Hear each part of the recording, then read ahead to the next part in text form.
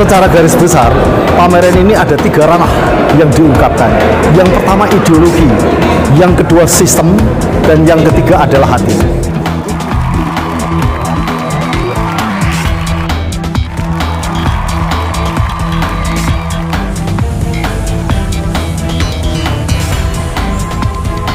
Selamat bertemu kembali di channel Jaipuran.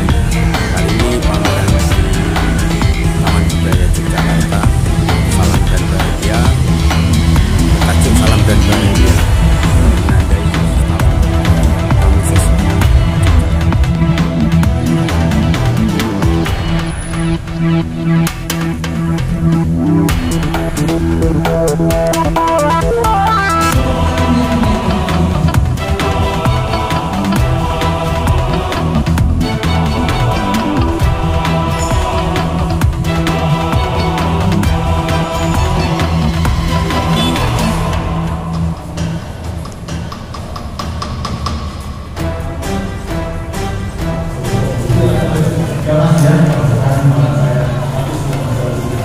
Pak Dewo dan bapak yang lain, guru mahasiswa dan teman-teman dosen, guru dan mahasiswa, kami sangat berbahagia sekali sebagai moderator.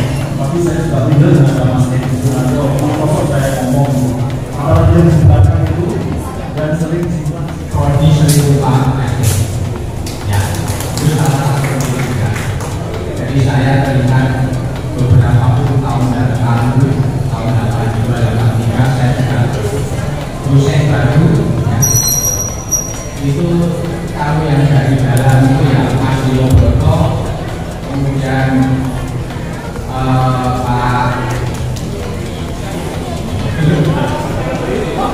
Pak RJ Winarno, Pak Korea Paksa. Nah, itu yang dari efek termasuk di kemudian yang nanti aku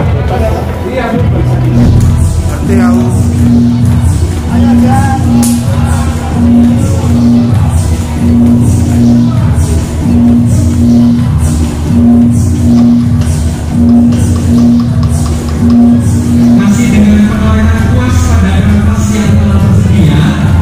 Kami juga turut mengundang Pak Bono selaku perwakilan angkatan pertama alumnus Fakultas Prodi Seni Rupa USC dan Mbak Elis selaku angkatan terkini dari Prodi Seni Rupa USC. Kepada Pak Bono dan Mbak Elis, kami bersilakan untuk mencerahkan tas supaya nampak indah.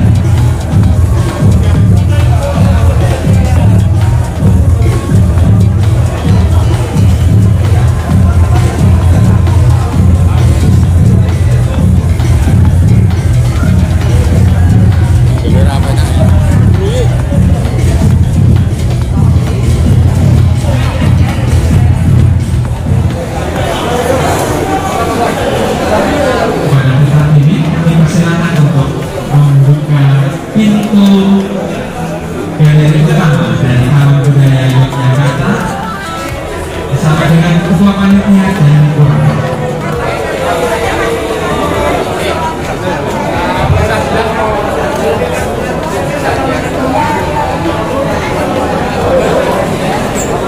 sajalah.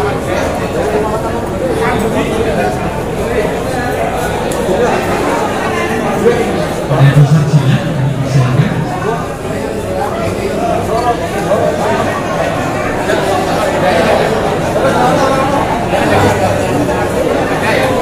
Yuk kita bersama-sama. 3, 2, 1. Pameran resmi dibuka. Terima kasih dan sampai jumpa dalam kesempatan berikutnya. Assalamualaikum warahmatullahi wabarakatuh. Salam nama budaya, Om Swastiastu, salam kebajikan dan sampai jumpa. Salam dan bahagia.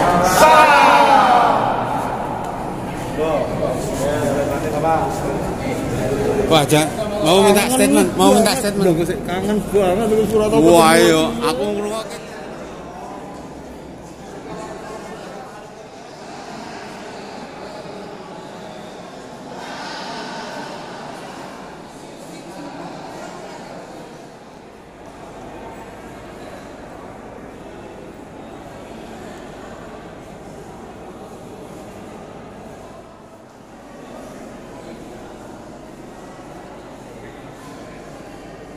Ini merupakan suatu tanggung jawab kita sebagai guru seni rupa, sebagai pendidik seni rupa, dan begitu juga sebagai pelaku seni, pekerja seni yang ingin bertanggung jawab kepada masyarakat, di mana bahwa jurusan seni rupa UST ini dulu digagas oleh Ki Suratman, oleh Pak Sunardi dan Pak Eka Supriyadi, di mana bahwa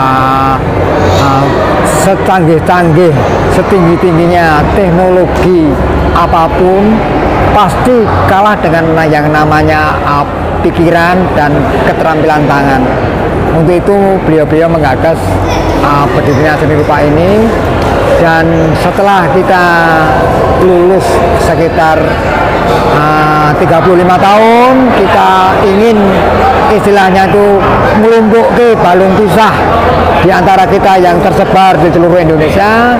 Ada yang dari Aceh, ada ya peserta yang dari Merauke, semuanya bersatu di gedung Taman Budaya Yogyakarta ini. Untuk itu kita sebagai tanggung jawab kepada masyarakat bahwa inilah upaya kita yang pertama kali kepada masyarakat. Satu, mengumpulkan teman-teman yang dari seluruh Indonesia, ngumpul ke barong pisah ya, untuk mewujudkan taman siswa ke depan bagaimana.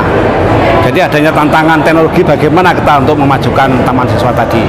Itu yang kita tegaskan di sini. Loh. Respon dari ini pameran ini gimana? Dari Sabang sampai Merauke?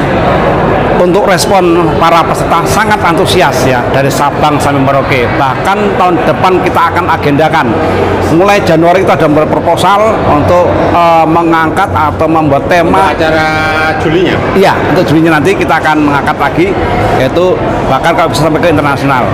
Kita akan menggandeng teman-teman kita yang di luar kalau bisa nanti untuk berkolaborasi, jadi tahapnya tahap internasional.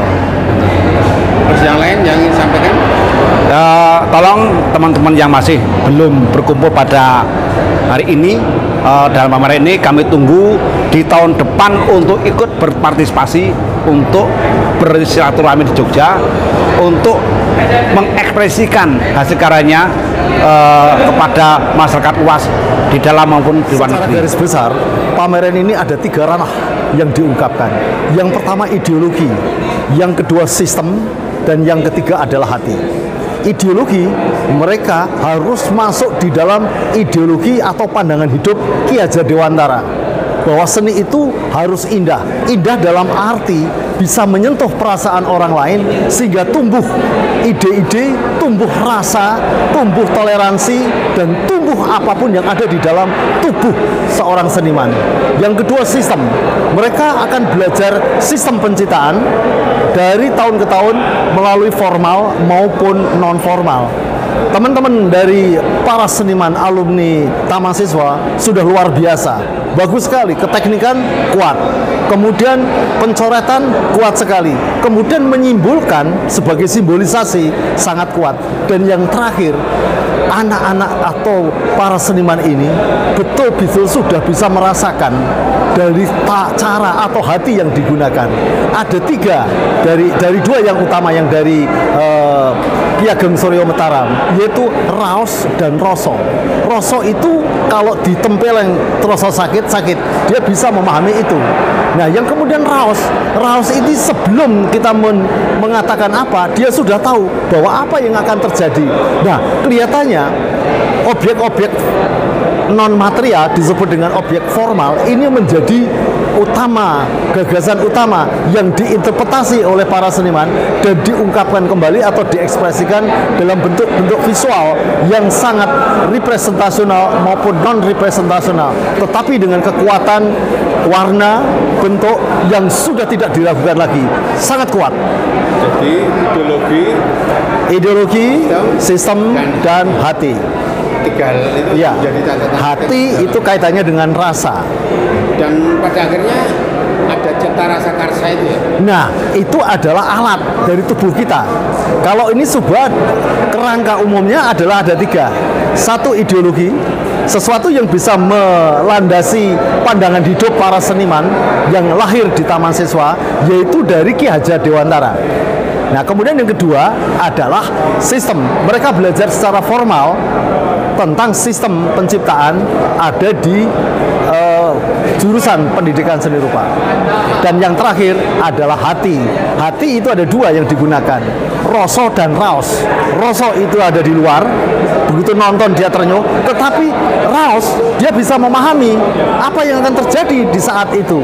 Nah, inilah raos. Nah, itu yang kadang-kadang sulit. Nah, ini teman-teman sudah melampaui itu. Ya, saya ikut pameran ini dalam rangka untuk memeriahkan dan istilahnya ajang silaturahmi bagi teman-teman yang selama ini sudah berpencar di berbagai kota. Nah, kebetulan pada kesempatan hari ini dalam rangka 100 tahun Ki Hajar Dewantara, Taman Siswa, rangka memperingatin 100 tahun Taman Siswa Ki Hajar Dewantara. Nah, untuk kali ini saya menampilkan lukisan judulnya Dialog Kebangsaan. Dialog Kebangsaan, dua tokoh nasional. Ki Hajar Dewantara sudah jelas, orang sudah mengetahui sebagai bapak pendidikan, dan juga Soekarno alumni Taman Siswa. Nah, ini ada kaitannya. Nah, untuk masalah dialog secara detailnya seperti apa, mungkin orang dahulu lebih mengetahui tentang hal tersebut.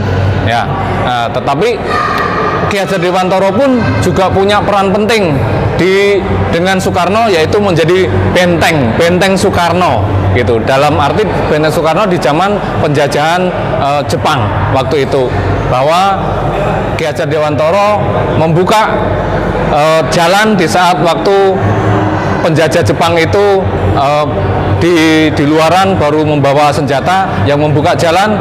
Dia mempunyai prinsip saya mati pun tidak apa-apa dengan membuka jalan. Nah, mungkin seperti itu. Tapi untuk lebih jelasnya, mungkin yang tahu tentang sejarah hal ini mungkin dari beliau-beliau yang mungkin sudah lebih tua dibandingkan saya, atau mungkin lebih baik untuk mencari referensi di Google. Oke, terima kasih. Taman Siswa sebetulnya harus menjadi momentum kebangkitan yang didorong oleh banyak pihak, tidak hanya alumni.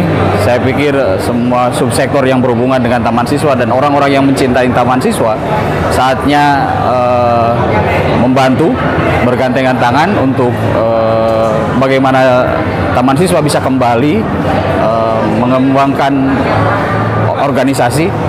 Dan terlebih dari itu adalah penyelamatan Taman Siswa sebagai lembaga organisasi kebangsaan itu harus menjadi agenda nasional, dan negara harus mengambil peran lebih di sana.